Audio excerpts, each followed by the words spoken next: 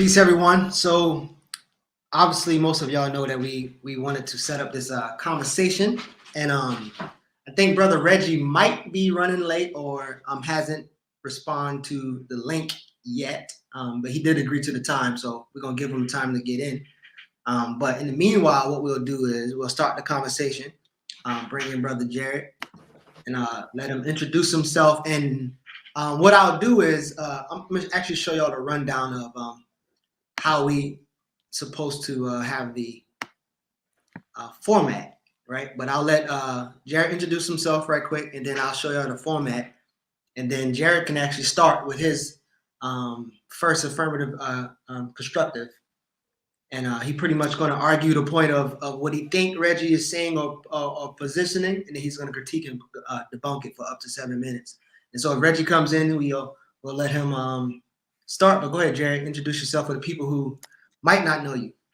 So first of all, peace and greetings to you and everybody. My name is Jared Ball. I am, among other things, a professor of Africana and Media or Communication Studies at Morgan State University in Baltimore, Maryland. I'm a co-founder of Black Power Media, blackpowermedia.org, and I do a show there called iMiXWHATiLiKE. And more about me and my work and that of others I've worked with can also be found at iMiXWHATiLiKE.org. And I do also want to plug that I'm the author of The Myth and Propaganda of Black Buying Power, which you can get for free in its digital form at iMiXWHATiLiKE.org. So I know. So I just want to say very quickly. So again, thanks to you, Geechee, for hosting this and putting us in touch. I know that some time ago through, I think, a mutual connect, Brother Sinclair Skinner, the very pro-crypto and pro-Black people brother who was a co-convener of a Black people and blockchain conference at Howard University, and had invited me to be on a panel there, where I laid out some of my initial criticisms of how Black people and others are being encouraged to engage with cryptocurrency. And Reggie reached out to me in email a few weeks ago and said that he wanted to debate me on those topics, on my argument.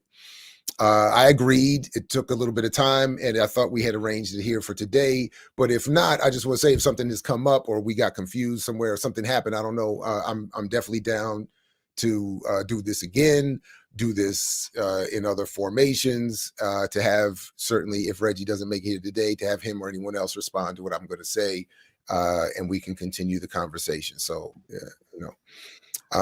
that said, following the format, I did write up a quick initial statement. So let me show the format real quick, and then go ahead. Again, so at about the time we was working on the time, and then we obviously got a time that he agreed to. So again, if he shows up, we can rock out, but if not, then we'll figure out what we have to do. But let me share my screen real quick, and then I'll show you how we gonna flow.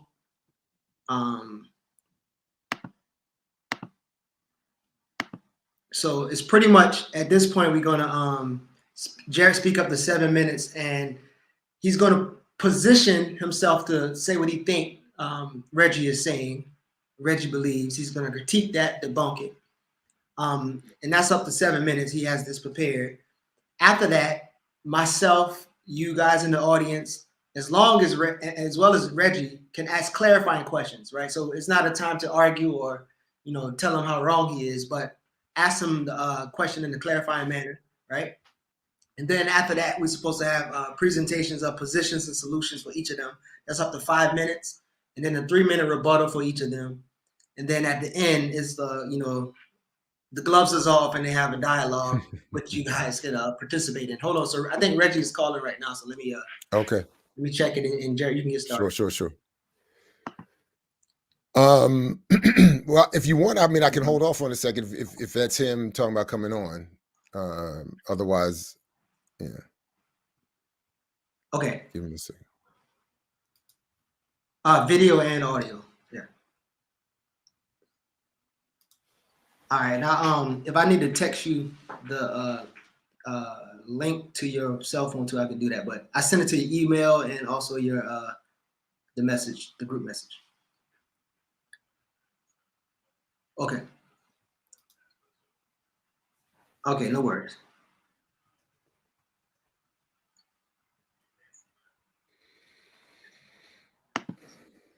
Not yet. Do you see us? All right. So yeah, I'm gonna send you that again here. But once you click on that link, you can go on like a StreamYard. Yeah.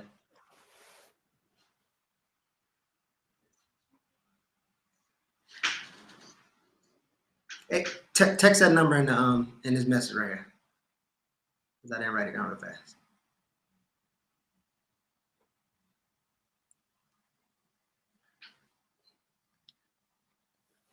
All right, you gonna text it? All right. Okay. Okay. All right. No worries. So yeah, he was just having a technical difficulties. He's actually trying to get on right now. So. Good. All right, bet. Okay. All right. I'll send it to you. All right, bet. So all I have to do. Sorry for the difficulties, everyone. Thank you for staying in. I'm gonna text him the link real quick, and then he should be on right shortly.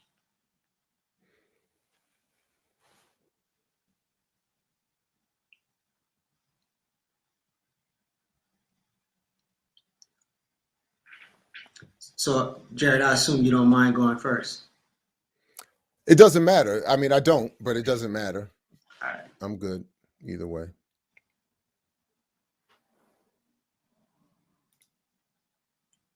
And Kalanji from New York.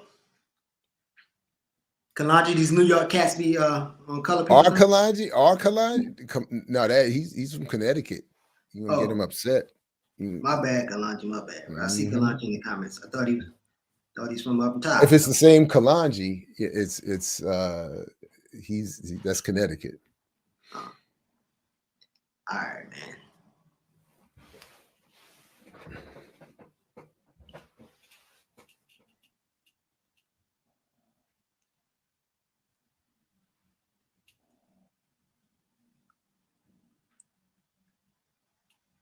All right, there's text to him. He should be on shortly. But yeah. So you got the format. You want to go first? That's cool. I'm fine with that. That's fine. That's fine. And we can let the people pick who want to go first. They can flip the coin. Yeah, I was gonna flip a coin, but yeah, I don't got a coin. and these coins around here are kind of heavy.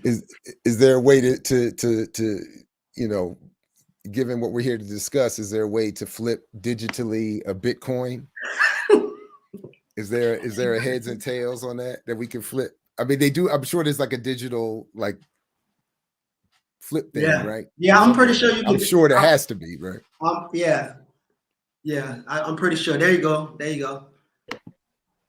So right, brother Reggie, we want to know if you got the technology to flip some kind of coin for us. So who go first? Whoever wants to go first can go first. It doesn't really matter. Just an informal discussion. So now definitely. So Reggie, I don't know if you saw the format, but let me show the format one more time so that we could be clear. Y'all got to forgive all these links, man. All right, so we're gonna open up with the first speaker is going to speak up to 7 minutes. You don't have to take your full 7 minutes, but up to 7 minutes. You're going to state what you think the other person is arguing or their position, and you're going to critique or debunk it. After you go for 7 minutes, myself and the other speaker and the audience will have time to ask clarifying questions in the cross-examination point. Now that when you're not arguing or debating at that point, you're not trying to like prove the person wrong, but you literally ask them a clarifying question in a manner in which it could be disagreeable, but it's in a manner in which clarifying. And then after that, you both will have up to 5 minutes to state your position and solution on your own position and solution. Each of y'all will have 3 minutes to rebuttal. And then we'll close out the conversation with the open dialogue, closing statements from you two, and the gloves will be off a little bit more, and y'all can kind of dive into some of the points that you made or didn't make. Okay. So Well, with that said, I'm not trying to prove anybody wrong. So absolutely. Well, let's let the brother go first because I'm not sure what his position is, so I can't comment on it. So, he goes first. I'll be happy to hear it. I didn't even agree with it, depending on what he said. All right. So Jared, whenever you start, I can start the time. All right, go ahead. All right. So as I understand the format, what I have written here goes as follows. Reggie Middleton argues in favor of free markets, capitalism, and the idea that new technology offers new ways towards wealth. By definition in history, and is already being demonstrated today in terms of access to blockchain technology and accumulation of cryptocurrencies and the wealth associated with it's labeled as free, and an economic or social system called capitalism is the free and easy extraction of wealth from the labor of the rest of us and its consolidation along with that power derived via those new technologies, which are themselves derived from the exploitation of working people among an ever decreasing, and then that wealth that is accumulated is consolidated among an ever decreasing few.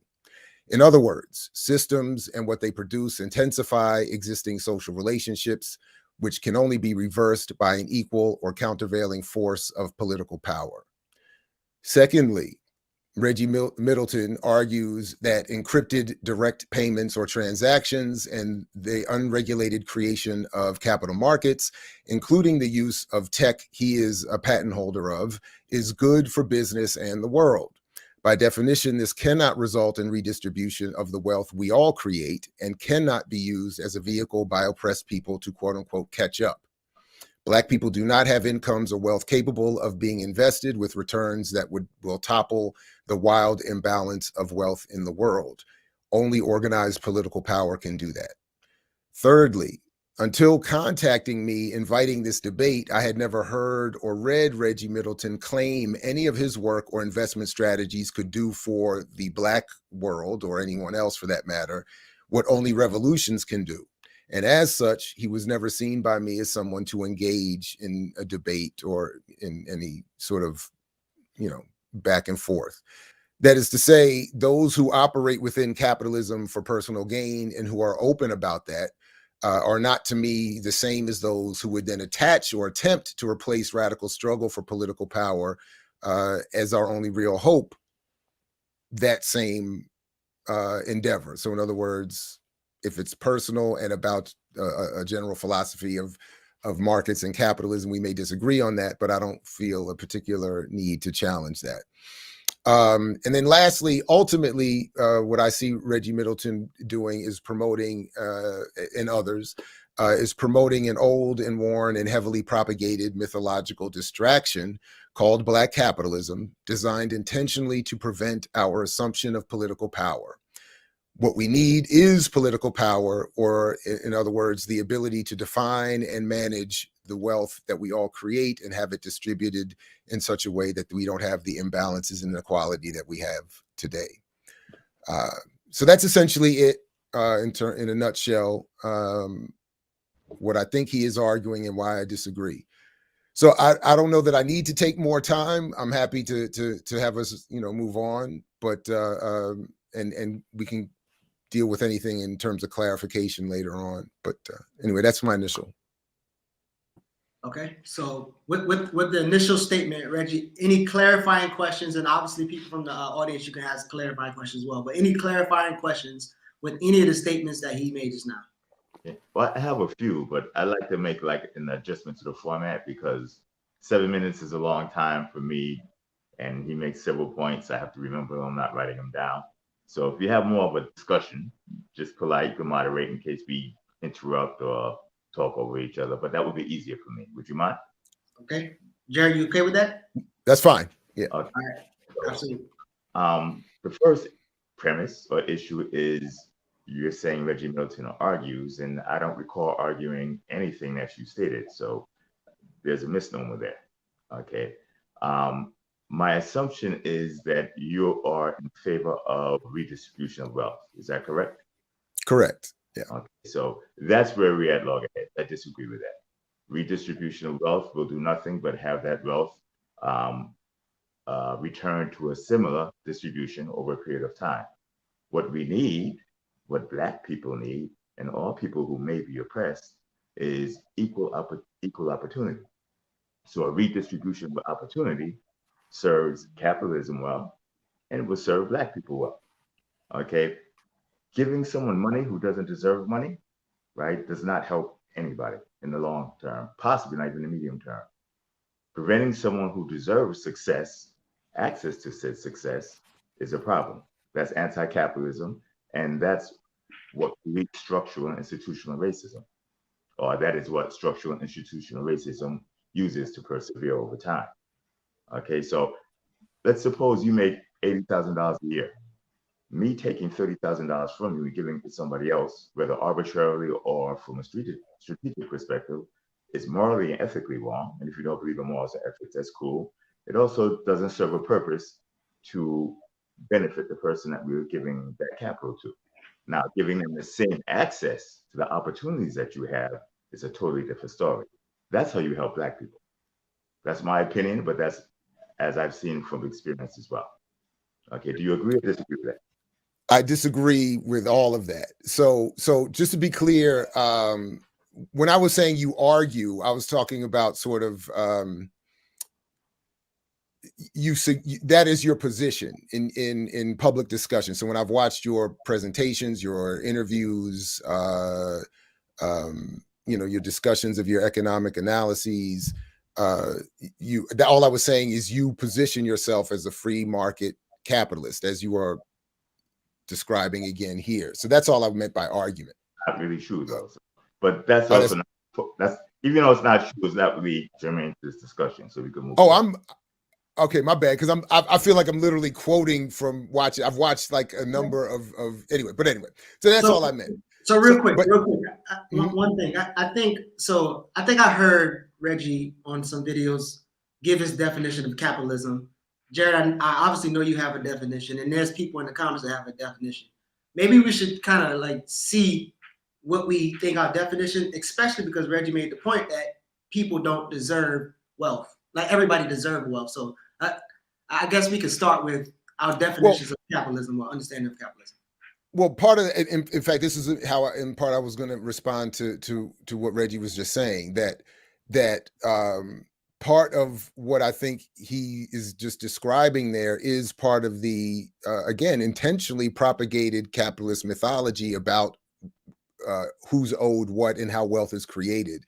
So what is often left out of the fact, and that's why I worded my introductory remarks the way I did, is that we all contribute to wealth creation. This is the idea that somehow only capital investors and the capitalists themselves are owed the wealth that is created from the exchange of labor and the extraction of resources is part of the mythology. So I'm saying we're all creating this wealth. It just goes to a handful of people.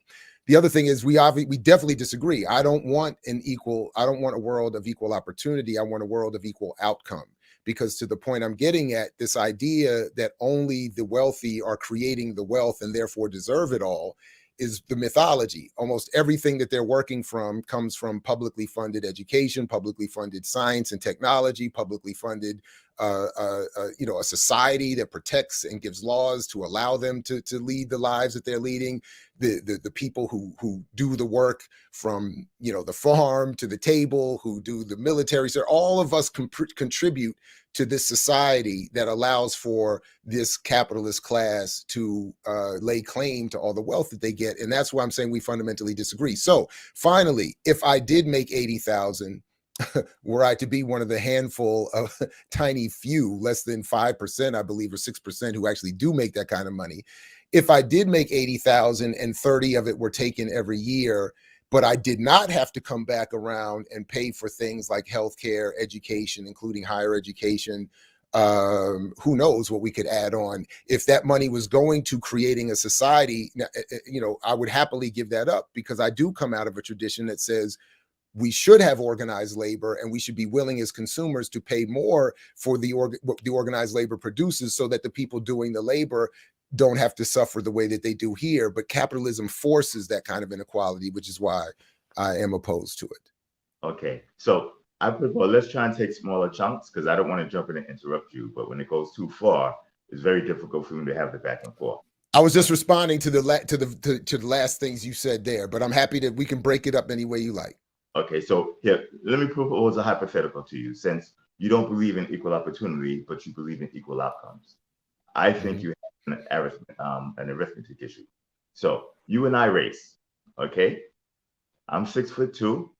I've never lost a race in my life. I'm very fast. I'm 54, and I still beat a lot of 20-something-year-olds until I pull an ACL or something, because age catch up with a brother, right?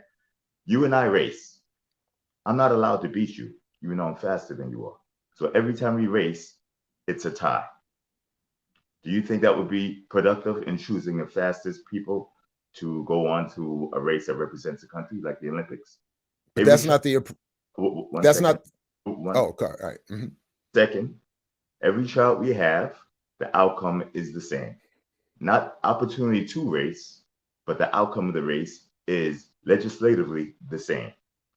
That's what it sounds like you're saying. Or are you saying that the fastest person should win the race? Tell me, out of those two, we have a binary 1 and 0. But I'm saying that's what I'm saying. You've created a false binary. So that's not how the world is set up, and that's not how capitalism works. So what capitalism would do is to say, before you get into an extended thesis on capitalism, okay, equal opportunity versus equal outcomes.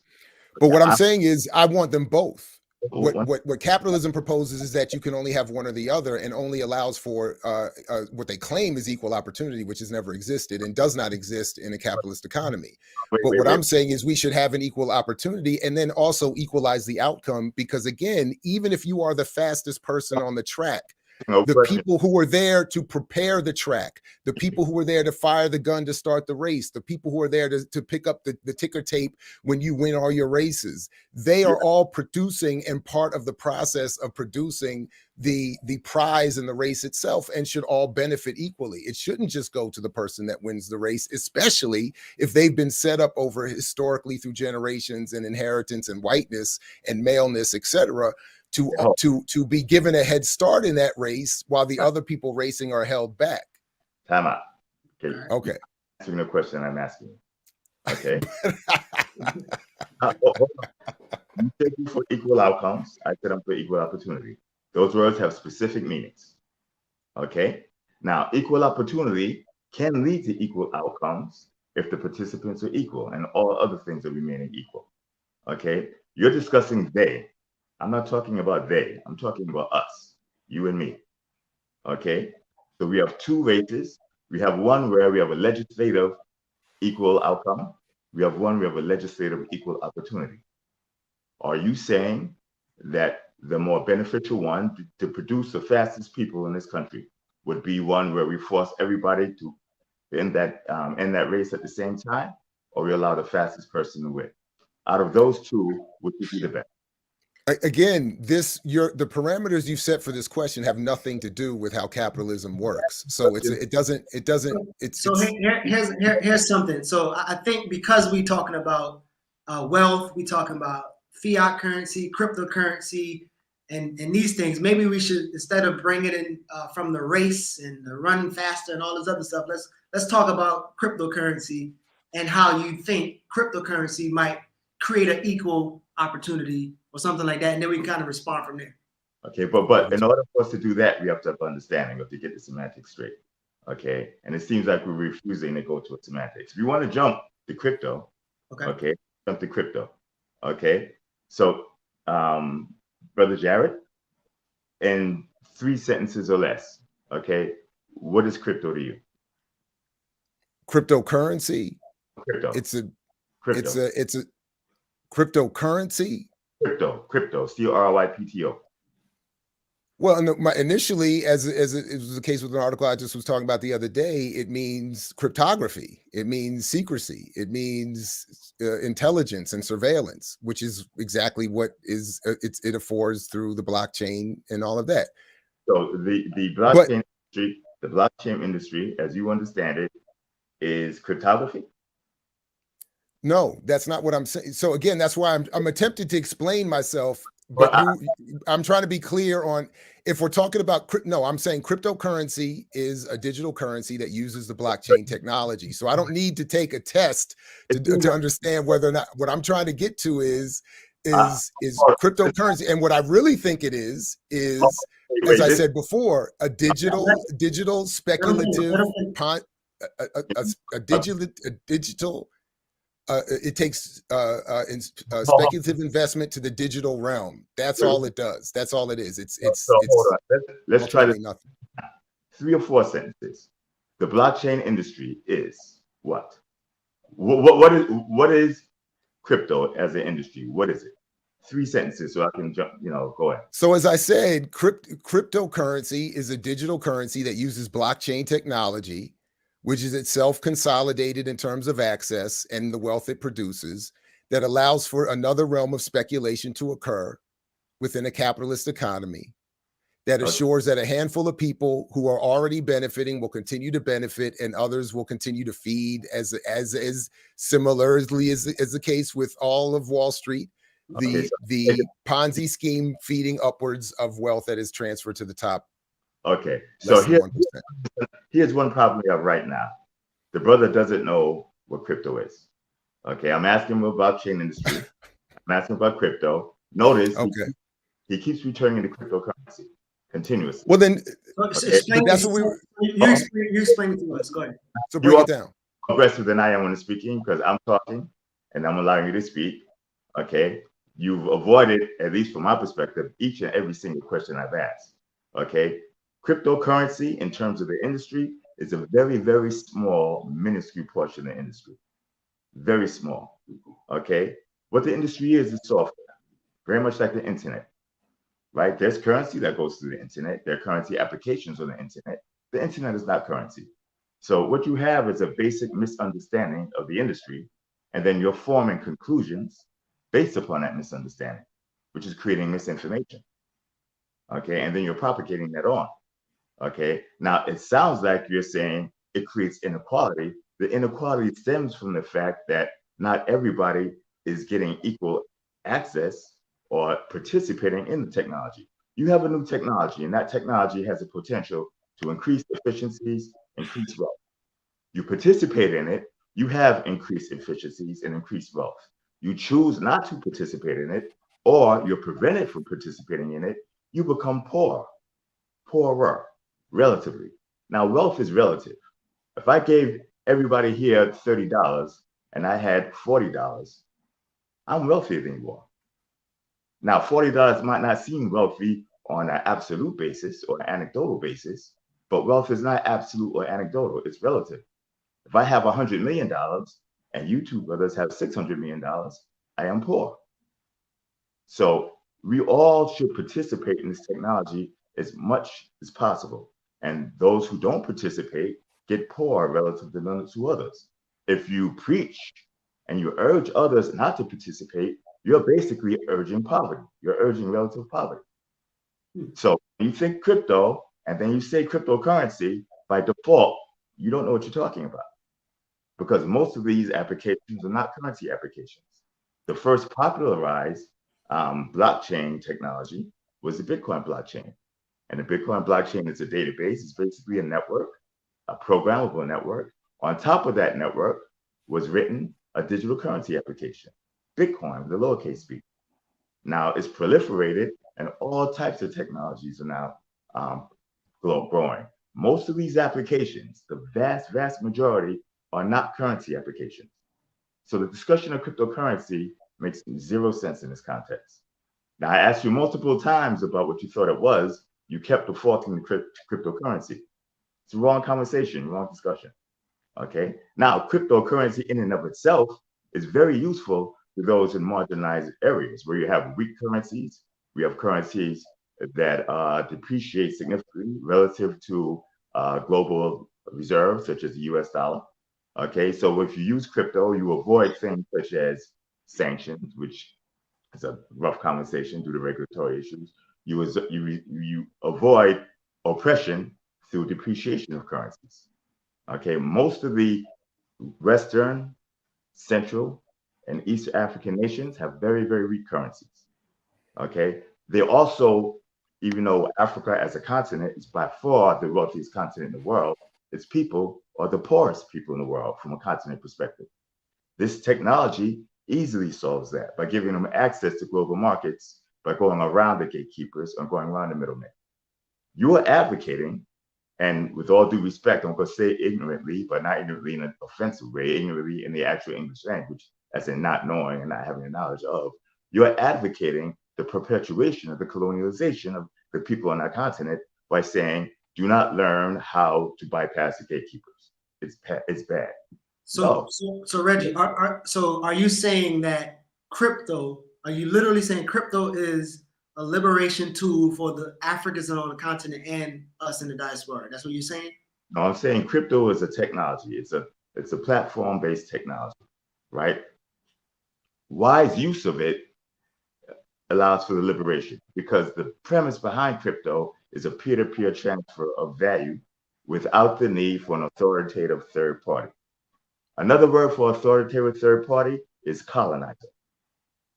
Okay, I'm going to give you two examples. Let's take Nigeria. Right before your example, so you said wise use of it will help us, and so this is actually why I wanted to flow in the structure, so that way we could make clear points and respond clear. So okay. I want Jared to ask you a question or respond to the concept of this being a liberating tool if it's used correctly. Okay, well, let me explain it so you give them some context to answer on, because right now I'm still focusing on currencies, which is, it's just a misnomer. We're going to take Nigeria, because I spent some time in Nigeria. I developed products specifically for Nigeria, right? Nigerian Stock Exchange, etc. But let me tell you the global macroeconomic reality and then how that can be solved. You have Nigeria, which is one of the largest producers of oil in the world. The US is probably the largest. Then you have, the OPEC nations, Saudi, Russia, etc. Nigeria and Ghana are up there, okay? Nigeria has to sell their oil, right, to the global markets at a discount because it doesn't fit into the little narrow categories of West Brent crude, WTI, Saudi oil, etc. Despite the fact it is not significantly inferior. So they sell their oil to the markets at a discount through middlemen. The markets then take that oil and they refine it because there's no significant refiner on the continent, despite the fact that Nigeria and Ghana are two of the biggest producers in the world. Once it's refined into gas and other petroleum products, you know what they do? They turn it around and they sell it back to Nigeria at a premium. Poverty, okay? They take the natural wealth, they steal it from the continent, they make additional wealth out of it, and then you sell it at a premium, extracting more wealth out of it. That's oil in Nigeria. They do the same thing in Ghana. Also in Ghana, in South Africa, gold, which every major central bank in the world collects. Gold is either stolen directly from the continent or it's taken and sold at a discount, right? Below spot. It's refined outside of the continent. And then the value is now pushed back in at a premium. And those are two examples of many of the wealth assets taken from Africa. With this technology, you can now give them direct access to the global markets where they sell at the market price as they choose without the authoritative third party. Another word for that is colonizer. From what I understand, the brother is saying is using the colonizer is good. Learning how to use the technology to avoid the colonizer is bad. No. There you go. I land my plane. Okay, okay. Okay, great. Go ahead, Jared. So yeah, there's a lot of confusion here. I just don't think it's with me, and I don't think it has anything to do with what Reggie was attempting to say there about what I don't or do understand. And I think really what is at heart here, and I don't think your answer, Reggie, was very clear and sounded more like your attempt to explain, given your struggles with the SEC, the difference between a token and a coin and a token and currency. cryptocurrency is predominantly discussed as an investment opportunity, and with having the potential particularly with Bitcoin, replacing even the dollar and other national currencies as the dominant medium of exchange. So this whole thing of saying it's not about currency, et cetera, is nonsense. And I already explained in my introductory statement that I understand the difference between cryptocurrency as digital currency and as a specific software technology that uses a broader and much more expansive technology of blockchain. What I was saying was also that just like the existing colonial relationship, none of these relationships change through the development of a new medium of exchange or a currency or a new technology. All of those are themselves tools of colonialism, used to expand and extend colonial power. So when we see things like the enormous pools of wealth being accumulated by a handful of people in the cryptocurrency world, using very consolidated exchange platforms like Binance and Coinbase, and then even the underlying technologies that allow us to access the blockchain, much like what we have now with the internet, where we have to pay for some ISP to gain access to a publicly funded and created, supposedly publicly owned medium of communication. The same thing is happening for access to blockchain. Again, allowing for gatekeepers, wealth to be again accumulated, and so on and so forth. So so people in Africa and elsewhere are not colonized or poor because of currency devaluation or because of a middleman for selling their oil. They're poor because the regulations, for instance, that determine how much or where they can sell those oils are set by public policy by colonizers. They're poor because the wealth that's produced by that sale is not managed and redistributed because of prior histories of wiping out the radical socialist, anti-colonial, anti-imperialist movements and installing capitalist puppets and neo-colonial elites who want to facilitate further exploitation, as is happening throughout Africa and elsewhere.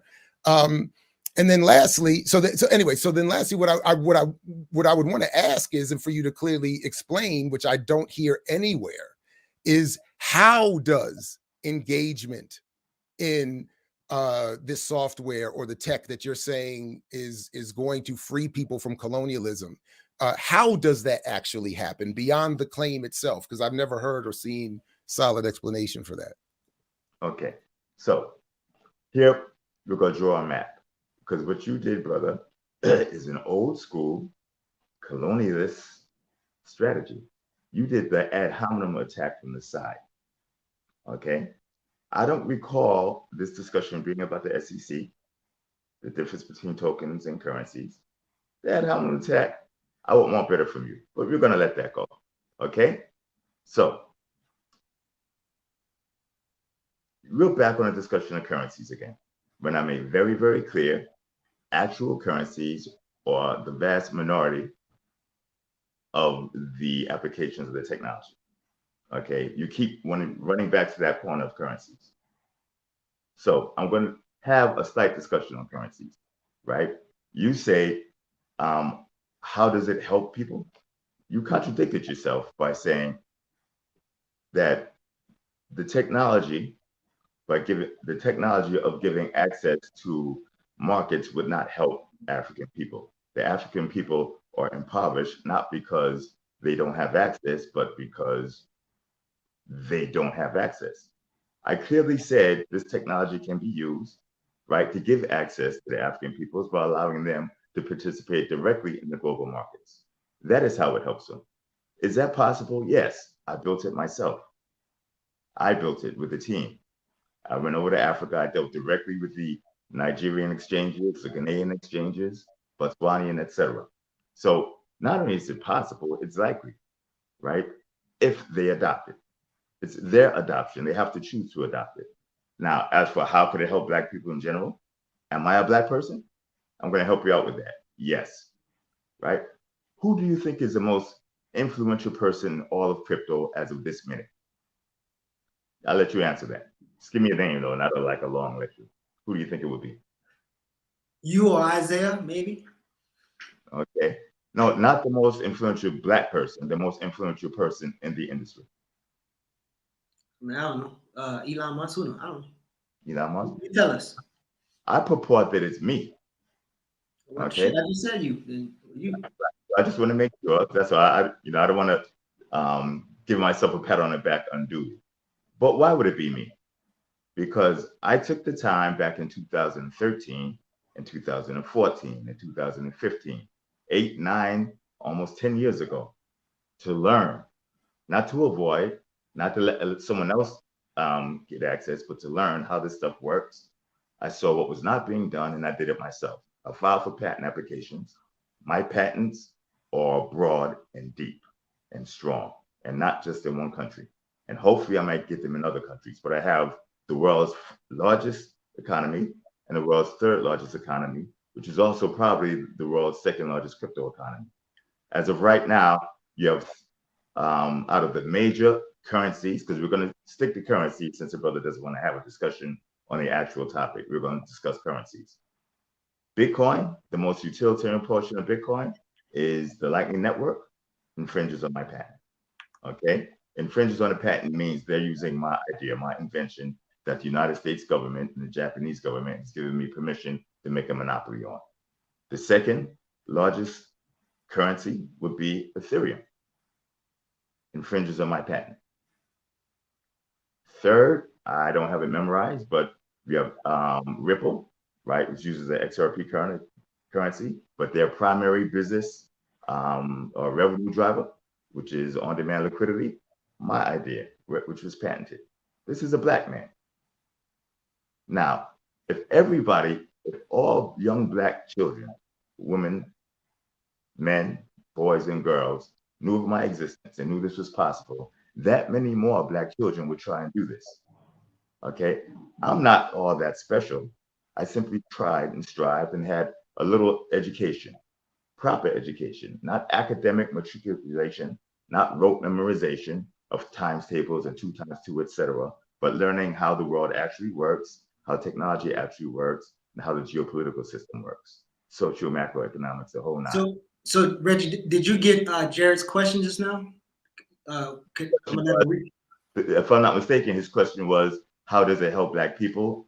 Of which I answered specifically how it helps Nigeria and Ghana. Was that the question? Jared, was that your question? How does it? Not really.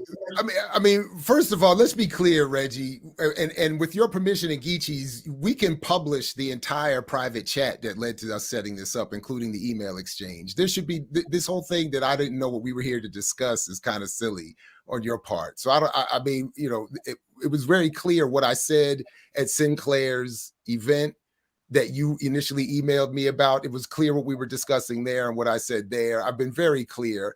So I don't appreciate that you're now saying that I somehow am not willing to discuss what we said was the topic. It literally says the cryptocurrency debate and can cryptocurrency free Black people. So anyway, but that said, what I said also was not that Nigerians or anyone else was suffering because they did not have access to the technology. What I said was that the political power that determines what happens with the technology and the wealth that it creates is not in their hands, is not in their control, which is why all of the wealth that Nigeria and the rest of the African continent produces is extracted to the handful of people that have all the wealth today.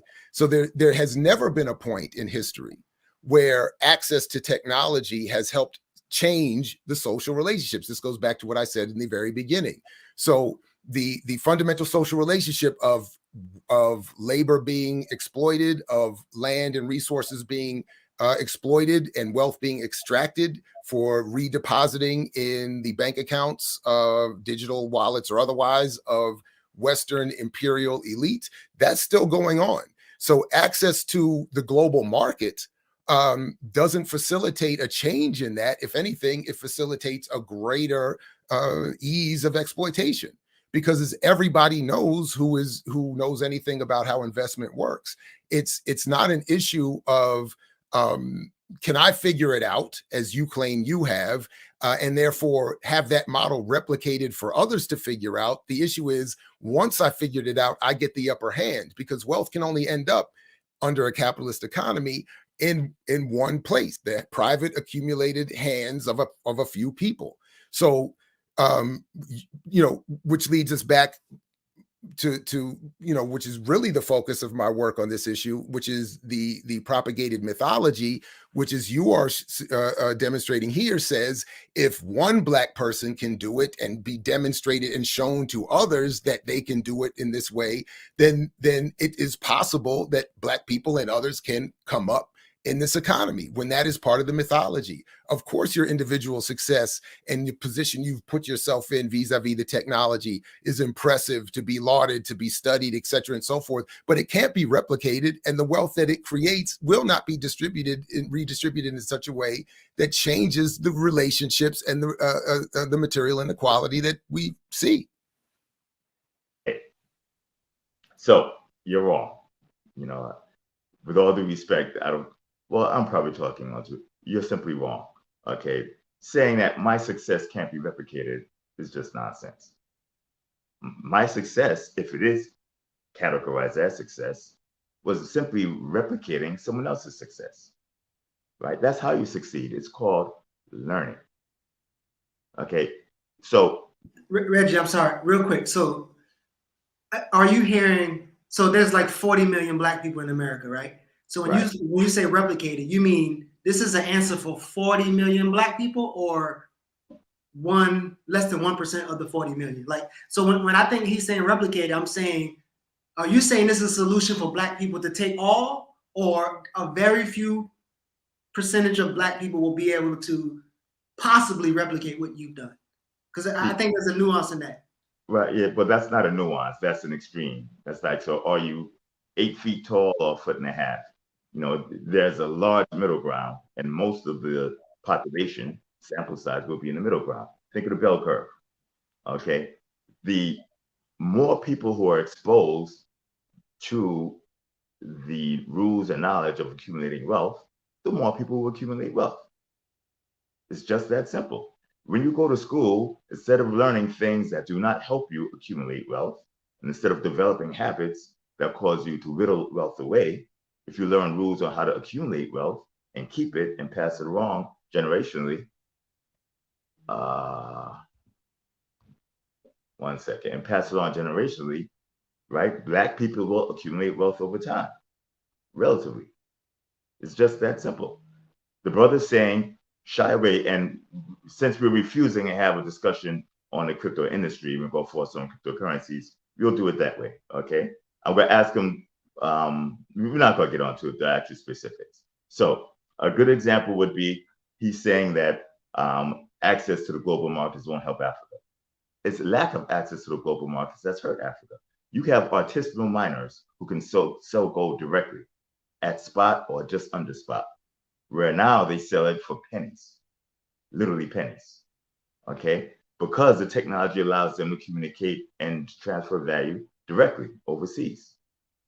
To say that the ability to sell gold at $50 a gram versus $20 a gram won't help those who are selling gold is nonsensical to me. It simply doesn't make sense, right? Or you can have any other vendor, a farmer, etc.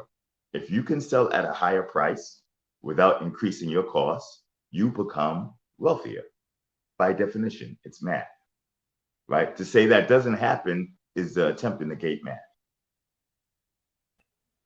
What attempts to negate math is the claim that everybody can equally accumulate an infinite amount of wealth, and that this is not a zero-sum game. And this is why I said at the beginning that what is being done here, and this was what I was saying, Reggie. Initially, when I was coming across your work I would see that for years you offer your economic analysis in mainstream spaces, and did your thing with your platform and all of that, and with your patent and all of that.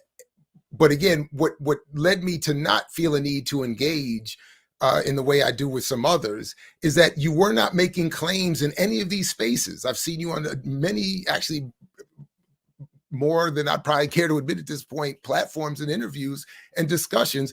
I have never seen you make these kinds of claims. The claims, the discussions are more along the lines of how individuals can make money and how white, black, whoever can get involved in who, you're not even discussing this in terms of race or oppression or colonization. It's usually just who, market advice or economic, standard economic advice. So this is why this is, but what it was ultimately being done here, and this is why I started with at the beginning, is just a rebranding of old black capitalist mythology that has, again, been intentionally created by the corporate industry, the corporate community, the advertising industry, the state, et cetera, to discourage black people from organizing for political power or to stop really anybody oppressed from organizing for political power, because it's political power that determines the trade and tariff agreements that determine not only who has access to the market, but again,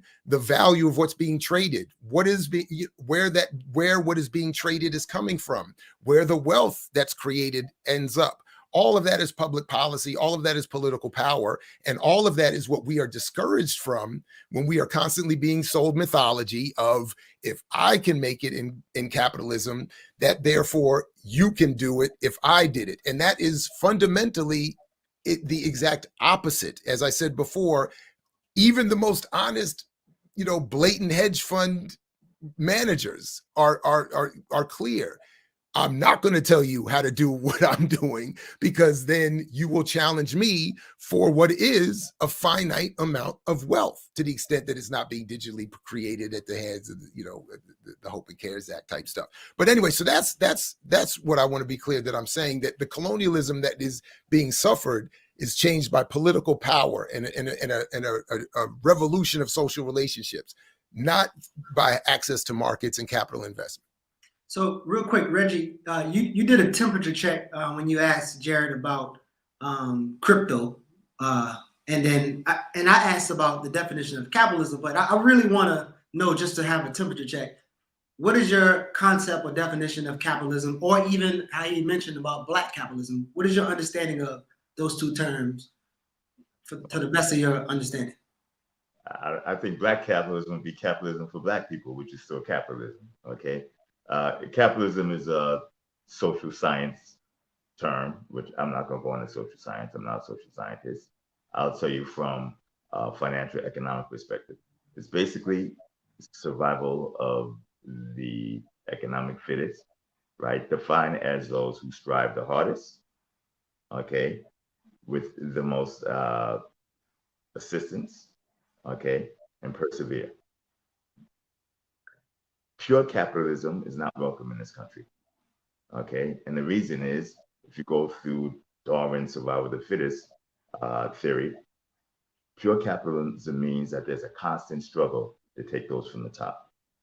Those on the top, their job is to remain on top. Those on the bottom, their job in a capitalistic realm is to reach for the top. I fear the brother Jared is attempting to teach young brothers and sisters, don't strive for the top. That's what I'm hearing consistently. Okay. If you don't strive for the top, you're not going to get there, guaranteed. In a pure capitalistic realm, right, those at the top will fall regularly, except for those who belong there. There's always going to be some who remain there simply because they fight harder, they're better, etc. But you won't have what you currently see in many developed nations, where you have multi-generational wealth. We're talking 15, 20, 30, 40 generations. Okay, that is done by gatekeeping. Okay, gatekeeping is rampant in the US. In a pure capitalistic environment, gatekeeping would not exist, because those gatekeepers would be taken out. So, like I said, in terms of wealth, everything's on a spectrum.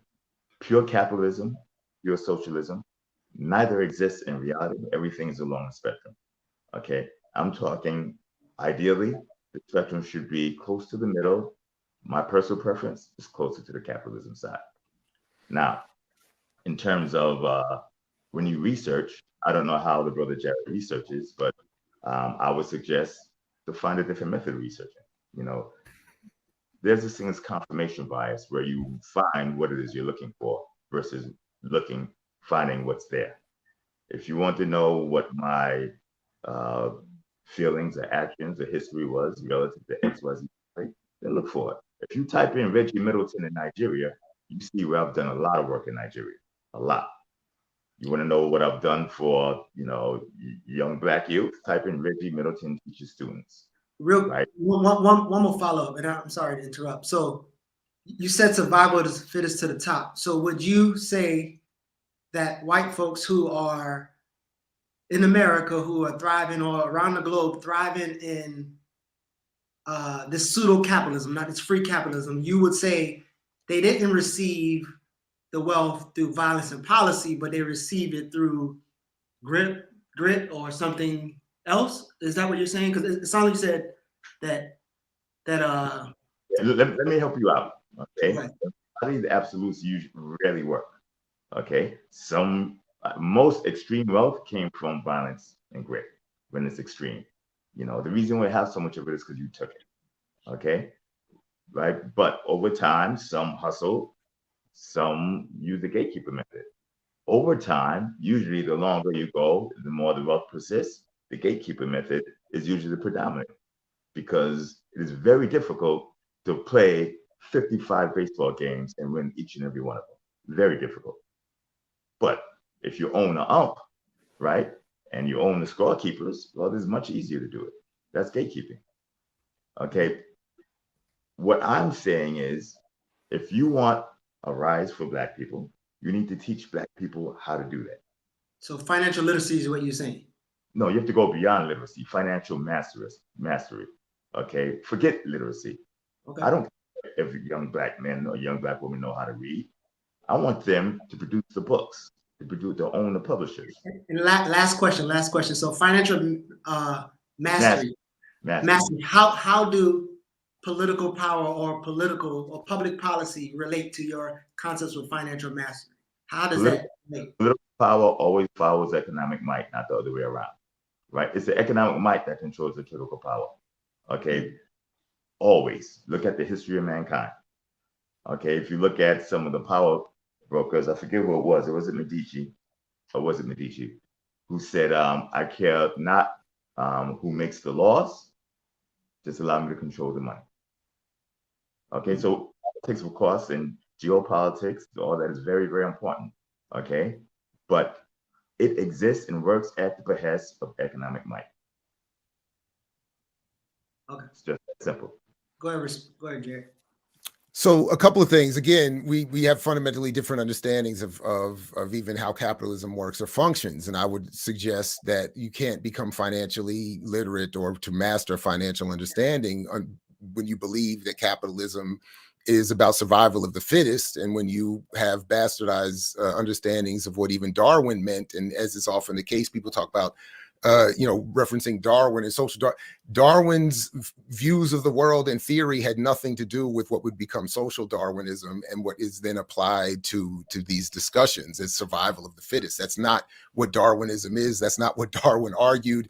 And with all due respect to him, to the extent that he deserves it, I would encourage people to actually go and look at that, because the version that we heard there from Reggie, which is what we often hear about survival of the fittest as it relates to both Darwin and to capitalism, is false.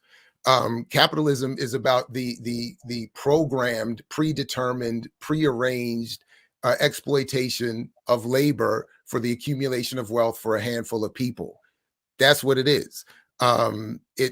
So how that it could be used in any other way than in the maybe Marxist way of creating a society whereby we now have the capability to produce everything that the world needs to lead us to socialism and eventually communism.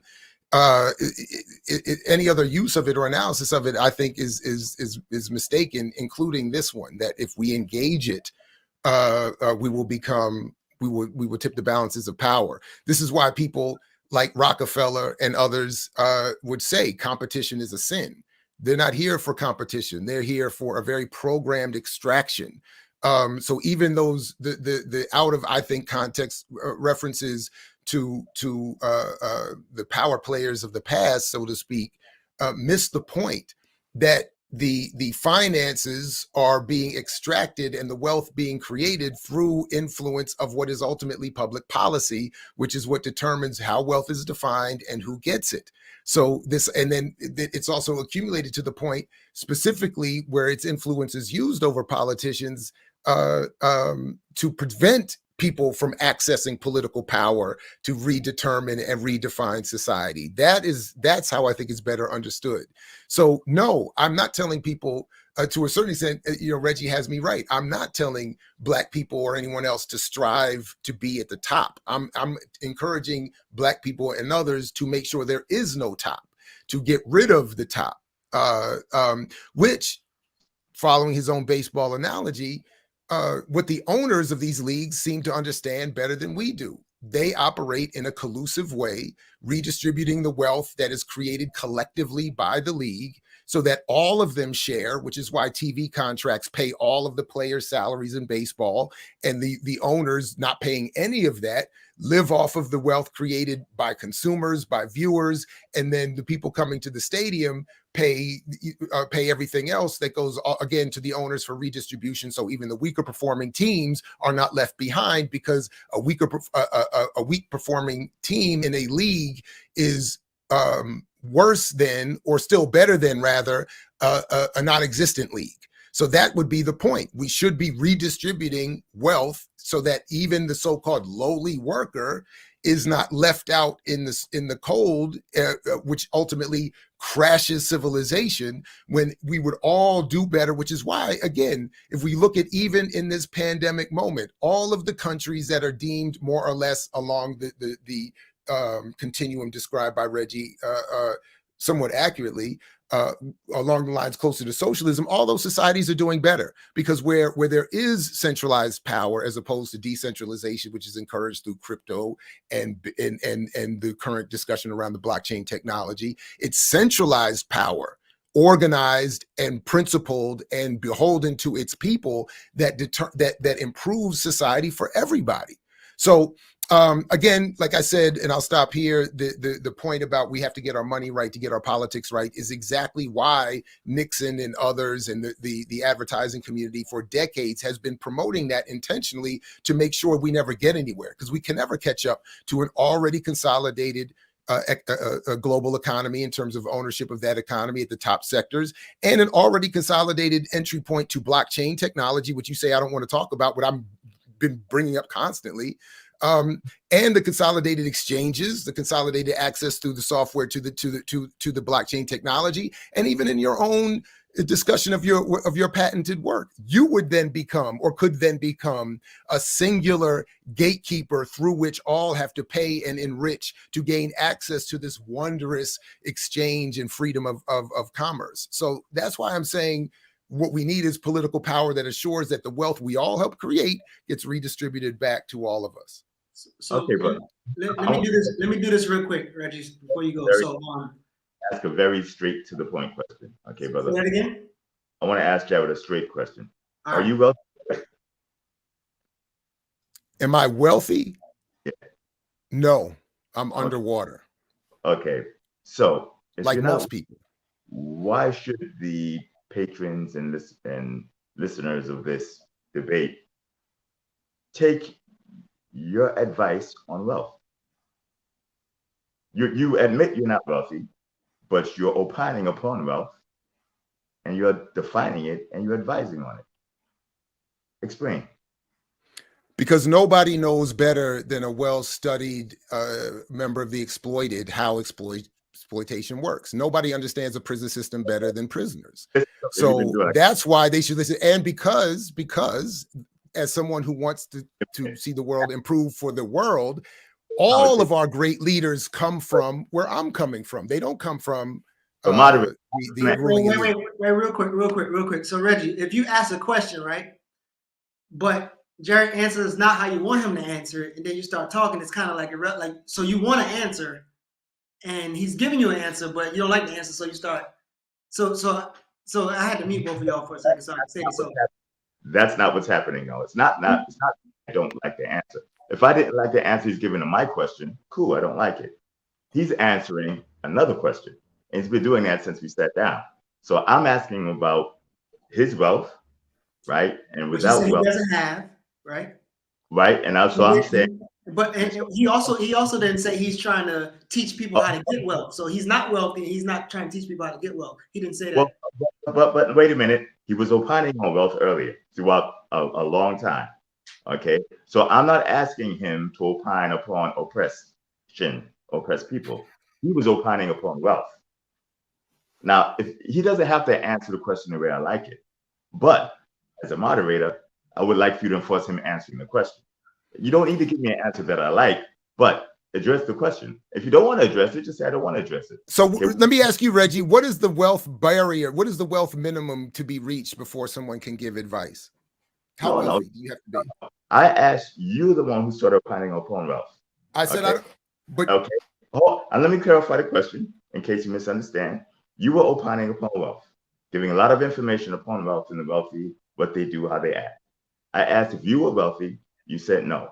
And then I said, can you tell us why we should listen to you and your opinions and opining on wealth if you don't have it? That's like asking somebody who's never seen a horse before to describe the functions of a horse and how they behave. No, it's like asking the person who runs the stable and actually works with the horses and feeds the horses and cleans the horses and births the horses if they know how the horses work, as opposed to just asking the owner who never steps out of the house. That's more like what's happening here. And apparently that is disturbing, but I get it. It sounds good, but it's not accurate. So if I asked you, what is it like to own a horse, right? What is it like to be a horse owner? No matter how many times you sat in that stable and you took care of that horse, I'm not asking you what it's like to take care of the horse. I'm asking what it's like to be a horse owner, right? Okay. This is not about good or bad, wealthy's good, not wealthy's bad, or anything such as that. What it is you are opining upon topics that you're not well versed in, particularly on particularly. What have I got wrong about crypto, though? Like we haven't ever got to that, though. I've been making my argument for an hour. What have I got wrong? Real quick. So I think this is the perfect time to go back and finish the structure. So the topic of the day, which I reached out to both of y'all and I said I believe that both of y'all have the intentions to help the collective of Black people, and so we should have this conversation. So it's really about cryptocurrency, Bitcoin liberation. And so what I want to do now is go back to a 5-minute for Reggie and 5-minute for Jared to present your position and solutions for Black people as it pertains to cryptocurrency, Bitcoin, or whatever other digital that we have created. So Reggie, you go first. You have 5 minutes. After you speak for 5 minutes on your solutions and your position, Jared gonna give a rebuttal, and then Jared gonna do his 5 minutes, and you're gonna give a rebuttal, and we're gonna try to close out like that. So again, we're talking about Bitcoin, we're talking about cryptocurrency, and we're talking about the collective economic, political conditions of Black people. All right. And so if you will kindly, brother, go ahead, and you have up to 5 minutes. You don't have to use 5 minutes, but up to 5 minutes to speak about the solution. I'm not gonna speak for 5 minutes. I've already stated my case. For one, you have to learn what it is. It's not currencies, okay? So if you go in thinking they're currencies, thinking it's an investment, you're off the wrong direction. So you have to know what you're talking about before you start talking. It's very important. Most of the time when people take advantage of you, they take advantage of your ignorance, okay? Don't be ignorant. Ignorance is a decision, okay? It's not a condition. And once you learn, then you empower yourself. But wait a minute, Reggie. I don't mean to interrupt. I want to let you finish, but this is really important. Please break that down, though. Please stop for a minute, because nobody is going to understand when you say it's not currency and it's not an investment, because that is the basis of almost every single discussion taking place everywhere. Please. I listened to the brother, and he jumps in. I just want that clarified. Trying to interrupt. I was clarify that from the very, very beginning, because from the very beginning, I asked you to define crypto in the blockchain industry. You kept pushing back the currencies, and I corrected you at least 3 or 4 times. You kept coming back to currencies. Okay, it's a technology, just like the internet was a technology, just like the cell phones was a technology. It's like personal computers, a technology, calculators, the physical telephone, electricity, fire, technologies. Learn the technology. Okay, the primary premise of this technology is peer-to-peer value transfer. Okay, you're looking at the media and what the media says, right? That is going to lead you down a path of ignorance because either they don't know what they're talking about, those who write these articles, or they have an agenda or a bias. That agenda is not necessarily your agenda. If you're a young black man or woman, I can guarantee you it's not your agenda at all. So simply learn. It's not a simple topic, so I can't go through all of it now, but here's someone who really knows what he's talking about, telling you calling it a cryptocurrency means you don't know what you're doing. So rewind and start from scratch. Read the Bitcoin white paper, read the Bitcoin Wiki, read the Ethereum white paper, right? Read the yellow paper, read all of my writings. Talk to me, join my groups. Learn. It's just that simple. Ignorance is a decision, right? It is not a condition. So you still have 3 minutes, and do you feel like you can explain what he just asked you in those 3 minutes before he gives us a rebuttal? I just did. Here, let's try it one more time. Okay. Okay. Learn how the technology works. I gave you 4 or 5 sources to start with. Learn how it works, learn what it is. Okay. If you go through all this and you're still talking currency, you need to go back and learn again. Okay. Go to my YouTube channel. Okay.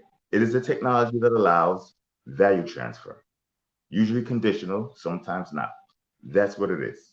It's not a currency. It's not a dollar. It's not a yen. It's not a euro. It's just off. It's way off. So I don't need 3 minutes to say that. I don't want to convince you of it, because if to convince you of it, then you're not listening. Okay? All right. All right. So Jared, up to 3 minute rebuttal. So I just want to be clear. I've always come at these issues primarily as an Africana and media scholar, less particularly a professionally trained economist. So all I can really say at this point is that it has to at this point be 99% of the discussion, including on your own channel and on your own videos. Certainly in the economic literature, certainly in the books written by Black people to talk about their engagement with Bitcoin and cryptocurrency and blockchain. Certainly when it's discussed in terms of the Binance and Coinbase platforms and the gateways that work as ISPs that allow access to the blockchain. All of that is discussed both in terms of a software and technology at its base in terms of the ISP part, the analogous, the similar ISP relationship played, and the underlying blockchain technology, and in terms of Bitcoin, Ethereum, even for a time Vericoin, your own coin or token, as that which will not just be encrypted. I think you said potentially valuable data, but as what will free Black people as a currency replacement for an ever devaluing dollar. That the dollar is devaluing, but because Bitcoin can only be mined to a certain extent, it can never be inflated out of value, and so on and so on and so on. In other words, as a hedge against inflation, this is the discussion. Here you come to tell me I don't know what I'm talking about. No one knows what they're talking about. And that the whole, when I do read the Bitcoin white paper, whoever Nakamoto is very clear in saying, here is a software technology that will allow for the exchange of encrypted information, including a Bitcoin, which is meant to give people an alternative currency to a consolidated power banking world. So if all of that is wrong, then I don't think you've done a good enough job in explaining how that is wrong, and then how that is going to turn around and be used to actually change the material conditions of Black people or anyone else. So I'll end by saying this. You mentioned what was the theory or the psychological label that you threw out earlier? But one that I'm at least I forgot actually what you just said. But what the one I'm familiar with, at least one of them, is continued influence effect. And this is an effect of, that is encouraged by propaganda to create a situation where even when confronted with opposing science and data, if it causes people to change their underlying core ideological beliefs, they resist it. So that's why I keep coming back to propagated mythology that is about promoting capitalism as a solution, and currently for crypto and Bitcoin and blockchain even as a technology to be a tool for liberation. So Jared, I want you to, obviously you kind of put it in that statement, but I want you to again finalize your statement on your position, your solution on the topic again. With the conversation that both of y'all agreed to have is cryptocurrency, Bitcoin, a liberating tool for African or Black people. And so if you can please, up to 5 minutes, give your solution, your final statement. Reggie, you have up to 3 minutes to rebuttal. And then as we close out, I do want to give the audience opportunity to ask both of y'all questions. There's been a bunch of questions and I couldn't get to them, but I want to give them an opportunity, if y'all have time, to get questions in after Jared's final statement and Reggie's rebuttal. So up to 5 minutes. You don't have to use the 5 minutes. Up to 3 minutes. Again, I just think we need a political solution to a political problem. We don't need a narrowly defined economic solution to a political problem. We can't invest our way and engage an unfree market economy in such a way to change the inequality that is produced by that system and that market. So I think we need a political outcome, a political assumption of political power that says, whether you are brilliant and understand all of this or whether you don't, you help create the wealth that, at least in this country, in the United States, is roughly $20 trillion in GDP. That wealth should be redistributed so that nobody is suffering. And that is a political solution. I mean, it's 4 minutes. Any other things on that? All right. So Reggie, any rebuttal or response to what he said about political power? And well, I mean, all the same. I feel I've been repeating myself. I'll repeat myself for another minute. Knowledge is the key. True education, right? Not academic matriculation, not rote memorization, not doing a Google search and thinking what you read is a fact. Okay, the brother is absolutely wrong. He doesn't understand the technology. He doesn't understand the industry, which is cool because nobody's asking anybody to be a technologist, a financial wizard, etc. But the weakness is not realizing you don't know, or even worse, pretending you do know and fooling yourself and moving forward based upon that misinformation. That's where the damage is done.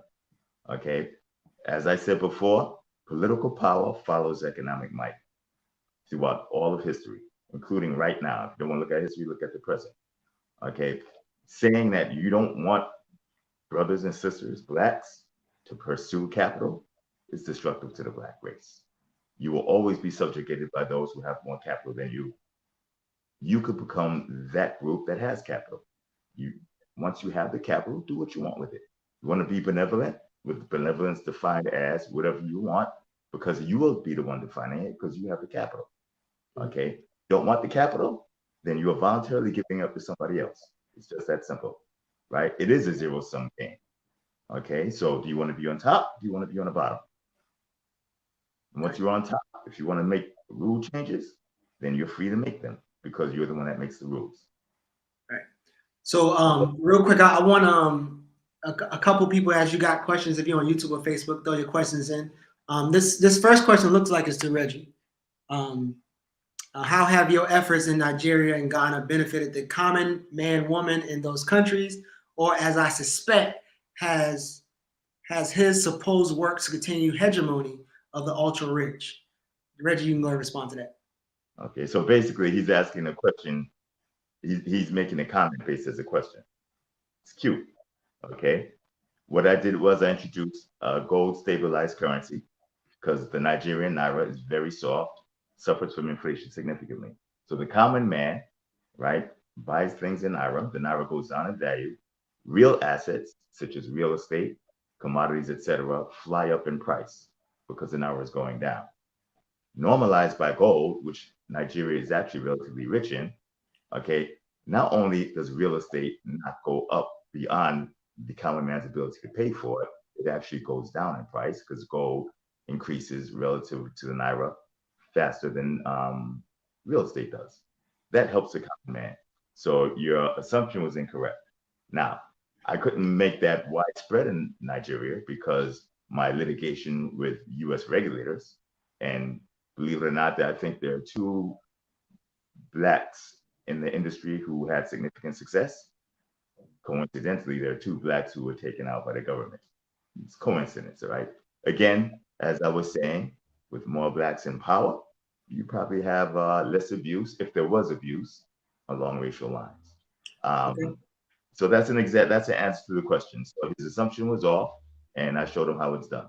Okay. Right. So, go on. I'm sorry. African nations have soft currencies. You're hard in the currency. You help everybody, but especially the common man. Wealthy people, right, can buy risky assets that go up in value. They're not hurt by inflation. The working man, those who rely on wages and salaries, are the people who are hurt most by inflation. Not just in Africa, in America, in Chicago, New York, LA, in the countries, in the rural areas, the suburbs, everywhere. Inflation hurts the little guy. Okay. Right. So I think this next question is for Jared. And it's interesting you said if more Africans were in power, and according to what I understand that you're saying, in order for them Africans to get into power, which would be political power, is to financially get themselves up to that power. It's kind of, we probably touched on that later, but Jared, go ahead and respond to this one, and then you can go back to that. But it was kind of like iffy for me there. What does it mean to be on top in regards to political power for Black people? So Jared, you can respond to this, and then you can even respond to this because you might have another way of getting there. But go ahead, Jared, you first. Well, I mean, how we get there, I think, has to be determined in off record and in politically organized movement spaces. But the what does it mean to be on top in terms of political power? To me, is again the ability to say, for instance, to determine everything, to determine what is going to be traded, what value will be applied to whatever currency is being determined to be used. Political power, might be the ability to say, hey, look, if Reggie's plan is actually good, we would have the political power in Nigeria to say, we don't care what US regulators say, we're going to enact it and make it widespread and adopt it and resist what would surely be the coming colonial powers and their resistance to that. But my point is, political power is again, like Huey and Bobby said, the ability to define phenomena and have it act in a desired manner. So it is the ability to define everything from what is wealth to how it's distributed to who gets it. And that's where I think we need to be thinking. And really, because the only political power we have is the only power we have is in the potential to be politically organized in our numbers. We're never going to catch up to the wealth that has been accumulated by the top 1%. It is ever decreasing in terms of the numbers of people who have it in the world. So we're never going to catch up to that, to be able to influence the political system via money in the way that Reggie and others are advocating. The only way we're going to be able to do that is to have a movement where money's involvement in the political apparatus is moot, made impossible or irrelevant. All right. So we got another question for Reggie, but you can respond to that if you want to at all. But the other question might be more sufficient. Are you talking to me? No, Reggie. Oh, sorry. So to begin with, okay, if you say having a discussion about money, okay, and wealth means you probably don't understand what wealth is, right? The wealthier you are, the less money you have, by definition. The more money you have, the poorer you are, by definition. Okay, money depreciates. We just got finished saying how inflation hurts the little man. It hurts the little man because the little man is forced to deal with money. With the big man deals with capital assets. So when inflation is rampant, what happens to capital assets? They fly up in price. They're not really going up in price. The money is going down in value, which makes the assets priced higher. So if you get paid in capital assets and I got paid in money, I get poorer, you get wealthier. So if you have a discussion of wealth, you're talking about money, then you don't understand wealth. That's why I was asking the brother Jared, not to be condescending to him, ask him if he was wealthy, and if he isn't wealthy, then he probably is not qualified to opine upon wealth. Okay. Now, as for the answer to the question, the comment that you made earlier, power is power. Okay, you could put dressings on it and say political power, economic power. Power is the ability to enforce your will upon others. Okay, those with economic might have control over the political power. It's rarely the other way around. So this economic might, this is political power, they're intertwined. It appears that you are trying to paint it, not you individually, but you as a group are trying to paint little nice little circles. Economic power here, social power here, political power there. Power is power. Power is the ability to enforce your will upon others. Really just that simple. So, okay?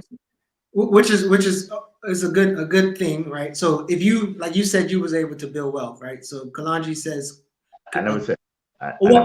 Okay, well, it seemed insinuated that you was able to build some kind of wealth. As opposed, but go ahead. I'm not going. But whatever. Like you teach it. I would hope you got some money. Like speaking in authority. But Kalanji says congratulations on your wealth, because I thought you was insinuating that you had wealth. But what's on the ground that's tangible contributions have you assisted the people with?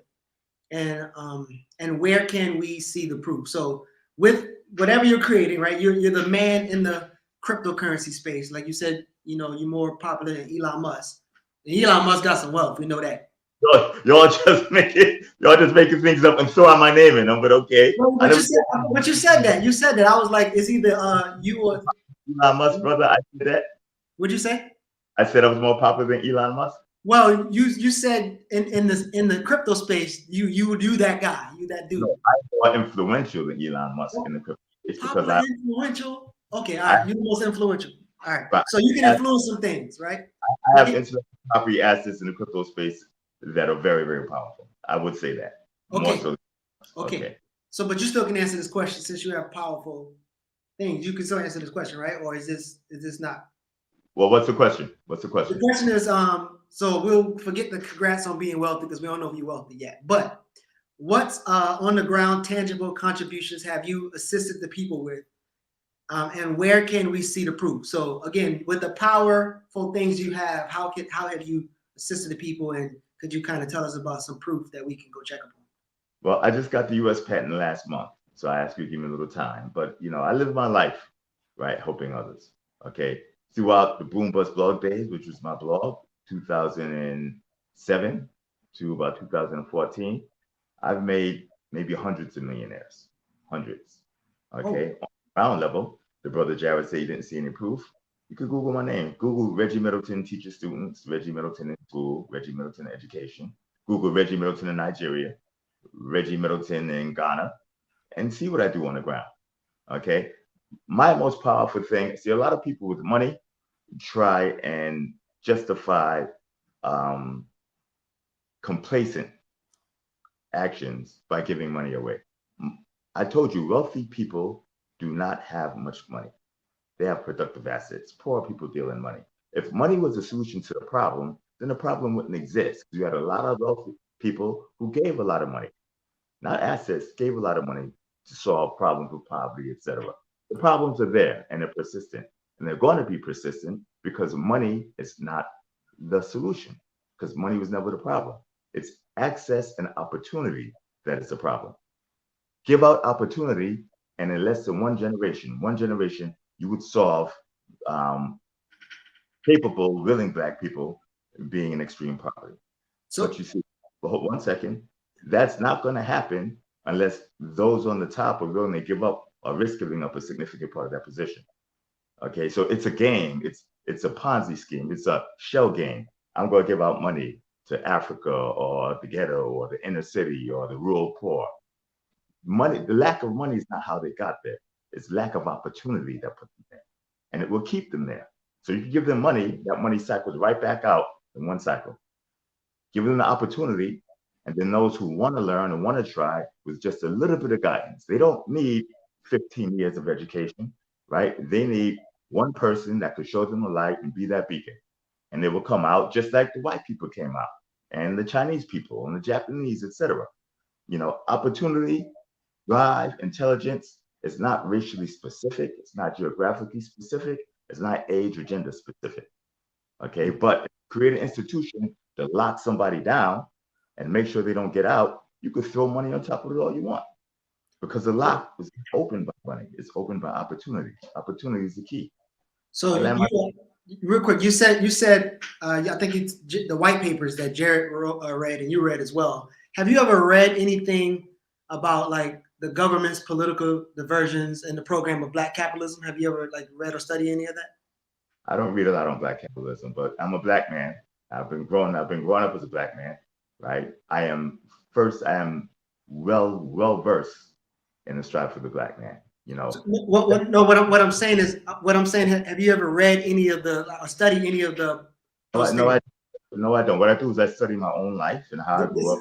And that's why it's beautiful, because if one day if you decide to read it, you'll hear everything that you just said in policy, like the opportunity zones and this and that. Like you literally, everything that you've said, even though you said that's your experience, almost everything you said, you will hear political machines preaching this instead of actually public policy and economic justice and stuff like that. But I'm just saying, although you didn't read it, you will hear it. Zones do not distribute opportunity. Opportunity zones are easily bastardized politically and economically. That's why they didn't work. Okay, because it's not a distribution of opportunity. Just because you hear the word opportunity and opportunity zone doesn't mean it's a distribution of opportunity, right? I know a lot of people, I know hedge funds that specifically invest in opportunity zones to bastardize it and manipulate it. Okay, a distribution of opportunity is a direct distribution. I directly give your son the same opportunity to reach the same point as somebody else, with everything else remaining the same. Opportunity zones don't do that. It's very difficult to do that politically, very difficult, because even with the best intentions, right, the political system is easily bastardized when capital gets to it. That's why I said capital controls politics, not the other way around. Okay. All right. Can I just say something real quick? Yeah, absolutely. I want to support what Reggie said about everybody Googling him and his experiences in Africa, because I think it's fascinating for what I'm just seeing here, and it seems it's a lot of what, you know, fitness, something fun and fitness presentations, and bringing your product and into meetings with, for instance, the head of Ghana's stock exchange and stuff like that. So I encourage people to check it out. To see what... I'm glad. Now that this is how you research, right? There's this thing called primary sources, right? My name is Reggie. I mean, I just started. You just said Google yourself and do that. So I just did it starting right here, and I've seen both in a number of websites and news stories about you meeting with the head of the stock exchange and bringing your patented product and own product to Ghana. I want to teach your audience how to research. There's this thing called primary sources. When you want to know the truth, you go straight to the truth. My name is Reggie Middleton. You want to find out? Wait a minute.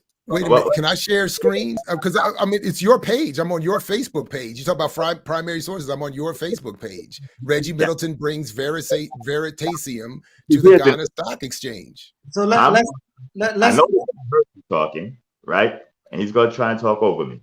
Brother, easy. So primary sources. You want to know what Reggie Middleton does? You go to Reggie Middleton and ask, right? You can't ask me directly. Go to my YouTube channel and take a look at what we've done, okay? When we go to Nigeria, before I got to the stock exchange, right? I went to the jungle, I went to the ghettos, I talked to everybody, took a path all the way through. Went to Ghana, did the same thing. Abidjan, the same thing. Johannesburg, the same thing, okay? Now, if I have a business and my business caters to X, Y, and Z, you're gonna see that. But if you wanna know what actually happens, don't look at newspaper articles, don't take Jared's word for it. Go to Reggie Middleton's YouTube channel. No, you were asked right here, and you said go. Nobody say take my word for it. You were asked right here. You said go Google. You we literally have said go Google, and I did. Jared. And We on have your Facebook page. Jared. We have an issue with etiquette because you consistently jump in and interrupt consistently. Okay, it's lacking in etiquette, brother. Love your brother and treat him No, with respect. actually, I had asked to make a statement, and you interrupted me. So I had asked Geechee, who had let you finish, if I could make a statement. He said yes, and I interjected that statement. So nobody was cutting you off. You actually were cutting me off. So your etiquette, as is your definition of capitalism and all of this other stuff, is upside down and backwards. But So you didn't cut me off this whole conversation, brother? Yes, you did. Go ahead. Many times, man. Go ahead. I can't hear you. Geechee, now you're muted. My Yeah. bad. See, I was interrupting y'all while I was muted. But yeah, I interrupted both of y'all. My bad. I'm sorry. This is an important conversation, I feel. So I know we got to get to picking up people in other engagements. Was there something so Reggie, you said that, I know what we agreed to, but what did you feel like where the conversation should have gone? I have a sister who's in the techno space, and she said, I hope he doesn't go to financial aspects, but hope he go to the technology aspects of it. And so it sounded like you was kind of thrusting that, but where should the conversation have gone? And if all of us are so illfully prepared to talk about technology and crypto, could you kind of help us without selling something? Because I think a lot of people anticipate that you was going to sell something, but without selling something, could you tell us where should the conversation go as opposed to wealth, but more to technology, if that makes sense? This is the issue. You can't really separate wealth from the technology because the technology is a tool, right, to accumulate value in one form or the other, and the value attributes to wealth. Okay. As for selling something, I have nothing to sell you. So, the stuff that I deal in, you don't buy, not directly at least. So I think I'm one of the best people to ask because, listen, I have a love for Black people, right? I have no ulterior motives at all. Okay, I don't benefit from you buying or not buying something except for the fact I'd like to see you do better or worse. So the conversation should be exactly that, a conversation. So instead of coming to me saying, well, I know this and this is what it does, if you're not 100% sure, simply ask and I'll answer to the best of my ability. Okay. And I'll try and guide you along the way. I explain Bitcoin. What the blockchain is a database operating system, right? That allows strangers to do business and come to a conclusion of what the truth is without one single entity, company, or government having to say so. Okay. And on that operating system, they made an application. And the Bitcoin with a lowercase b is the first application on the operating system, which is Bitcoin with the uppercase b. And that application was a peer-to-peer internet money. Okay, since then, other applications were written. That's what my company did, etc. Then came Ethereum, and they said, you know something? We can make an operating system that's much more dynamic than a Bitcoin operating system, because that Bitcoin operating system was designed for just one application. So Ethereum made an operating system where you could put many applications on. And that's why Ethereum became so popular all of a sudden, and is now much more popular for development than Bitcoin. And now you have many, many other operating systems. Okay, it's the operating system where the value is, and the applications are simply written on top of it. Take the internet. The internet is like an operating system, and this application, StreamYard, you're using on the operating system to do this video. You also use email and Amazon and Facebook and millions of other applications. Okay, now it would be nonsensical to say learning how these operating systems work, learning how to make these applications, and learning how to use them is bad for Black people, right? If we could have gotten, as a matter of fact, here's a better way of looking at it. Black people have invented most of the basic inventions for all these technologies. Look up the real McCoy. White people say the real McCoy, who he is. Voice over IP was invented by a Black woman, patent holding. The IBM PC, invented by a Black man, but he didn't get intellectual property rights over it. IBM did, unfortunately. Okay, so when I say learn and avoid ignorance, when you invent something, and brothers and sisters have invented a bunch of the technology that we're using right now to have this phone call. Okay, get ownership of it. Learn how the patent system works. Get patents. Take ownership of your inventions. Learn how the system works. Ignorance is a decision. Okay, it is not a condition. So if you go back, just type in, here's something you can Google, Black inventors. Okay, outside of Benjamin Banneker and Peanuts, etc., you take a look at them, you will see brothers and sisters have invented so much, but they didn't have ownership over their own intellectual property. And those who do have ownership over own intellectual property have accumulated wealth. They don't need to be the minority. This should be taught in school. Why aren't patents taught in grade school? It should be. You know, you should know how to patent something before you get to high school. So real quick, Isaiah jumped in there and he left, I guess. But have you read Isaiah's book? What is it? Bitcoin in Black America. Have you read that? No, I don't really have time to read too many books lately. Well, do you know? I would assume you know Isaiah. Have you? Yeah. Would you approve of his arguments or his positions or anything that he's put out there? In the last years? They push Bitcoin maximalism, which I don't, because from an investment perspective, that's concentrating your investment portfolio, which is very, very dangerous. Okay, so risk mitigation, making sure that you get the requisite amount of return for every unit of risk you take means that you don't want to concentrate into anything unless you're sure that anything will blow up.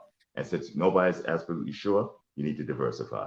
So I don't think they preach diversification as much as I would, but that's not a negative because I think Isaiah is very cool people. Okay, that's my disagreement from intellectual investment perspective. But you must also disagree with him then, because in his book, Bitcoin in Black America, he says clearly Bitcoin is in fact both a currency and a long-term investment.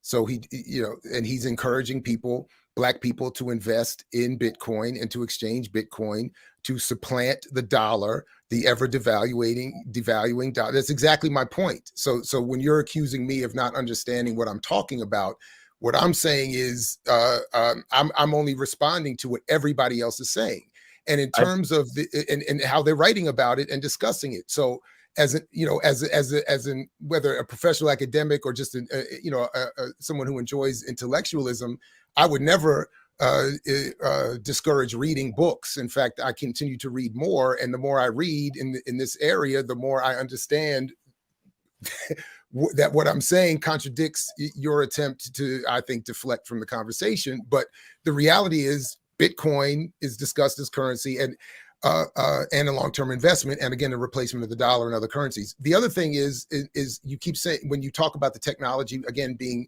a decentralized platform, what I keep saying, and the evidence is very clear, whether it's Binance or Coinbase as exchanges, or whether it's those the names are escaping me at the moment, the two dominant companies through which people have to go to access blockchain, is all consolidated, as is the wealth being created from all of this. So that's why I'm saying, well, what I've been saying.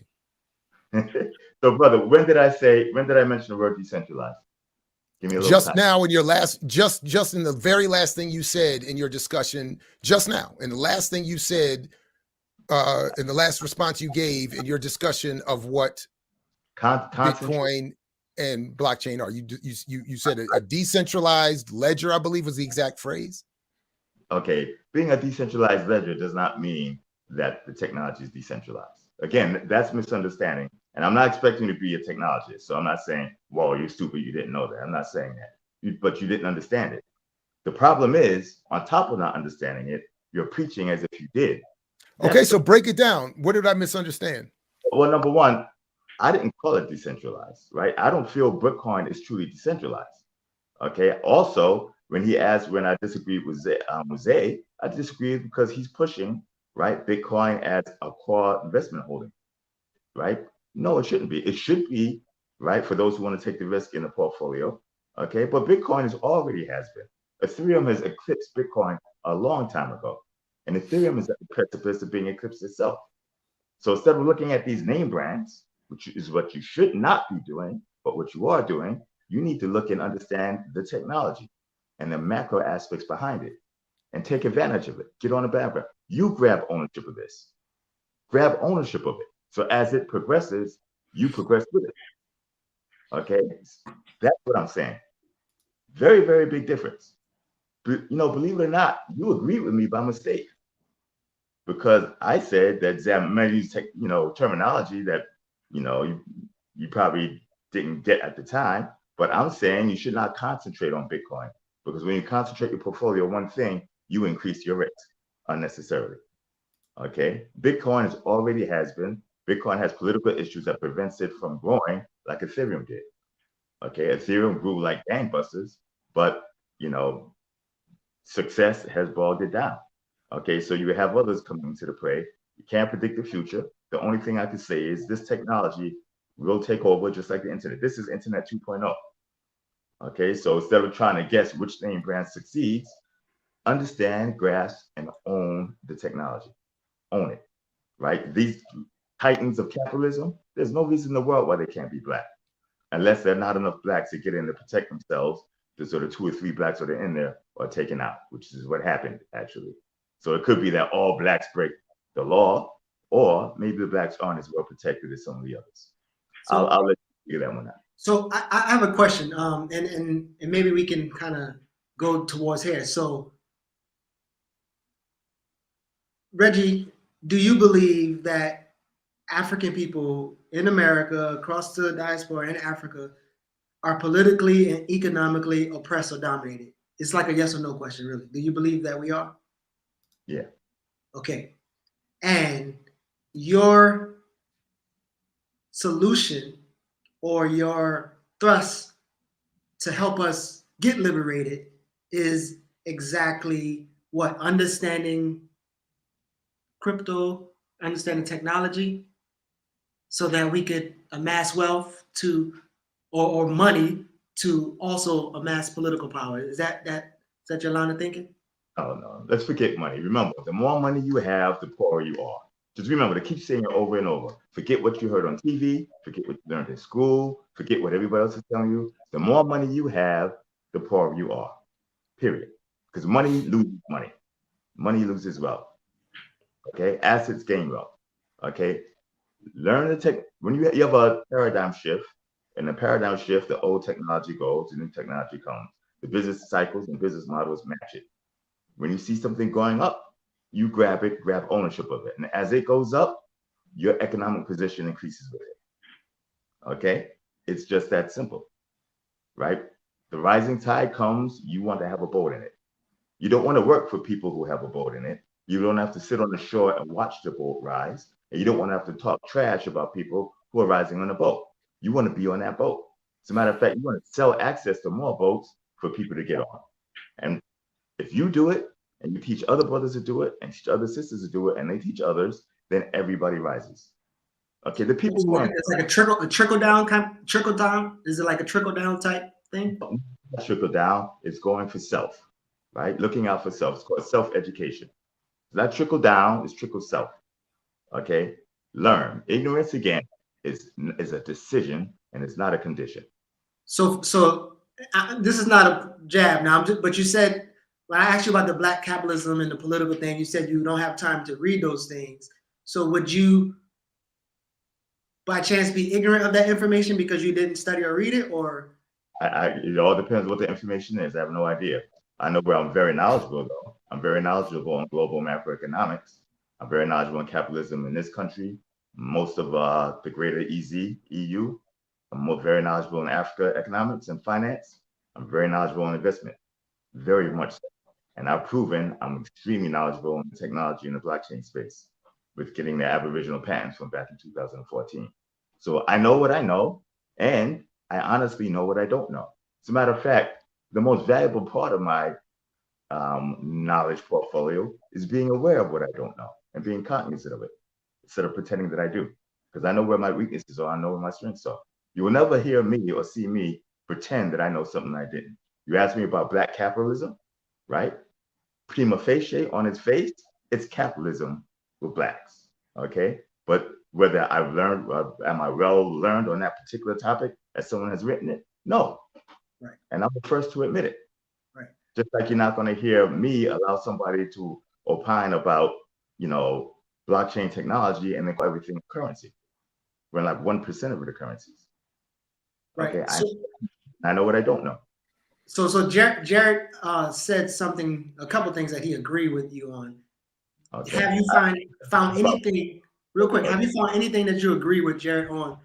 Any positions that he said today, do you find anything you agree with him on? Actually, not a whole lot, but I think some of you agreed on Zay. You did agree on that. He just said that. You did agree on Zay. I know you didn't realize you agreed with me, Jared, but if you go back and listen to what you said the same thing I did. So I think the exact opposite. I think if you go back and actually pay attention to what I'm saying, but to see this we didn't, because what I was actually asking was that, again, you were claiming that I'm ignorant of the technology. And what I'm saying is, much like Isaiah Jackson has done in his book, everyone else, including you on your own videos and discussions and platforms, which is why I find what you're doing here today very interesting. And I do encourage people to be on this. Go watch your videos as I've done, do the research into your history with this space and economic analysis as I've done. I encourage all of that because, I mean, that at least stark difference will be evident. But my point was with Jackson's work was that you were saying that I was ignorant of the technology and not aware of what it really is. And when I make references to cryptocurrency and investment, I don't know what I'm talking about. That's his whole book. His book, just like everything else in the discussion, his book is about. But again, I thought I was the one with the ethics problem. Again, because you're cutting me off. I thought I was the one, and yet you're cutting me off. So what I was saying was that you can't agree with Jackson's book because you're saying he, like me and everyone else, is ignorant of the technology because it's being discussed as an investment opportunity for Black people to overturn their inequality, which is, again, an old, I would have hoped discarded, but understandably, repropagated mythological argument, this Black capitalist ethic that we can invest our way. So just very clearly, because I know you keep saying I don't understand what I'm talking about, but I do endeavor to do research and I do endeavor to learn. So, and when I learn, what I see is, again, whether I understand the concept of decentralized platform ledger, even though you said you didn't say that, what I am meaning when I say it is that all of this technology that you are saying we should become owners of is itself already largely owned by the same wealthy elite classes that have continued and were in existence beforehand and continue to increase their wealth as a result of all of this exchange and investment in cryptocurrency, using however people are using the blockchain, whether it's Bitcoin, Ethereum, Dogecoin, creating smart contracts using your patented technology, which I've read about and watched you discuss, in creating new capital formation, capital markets.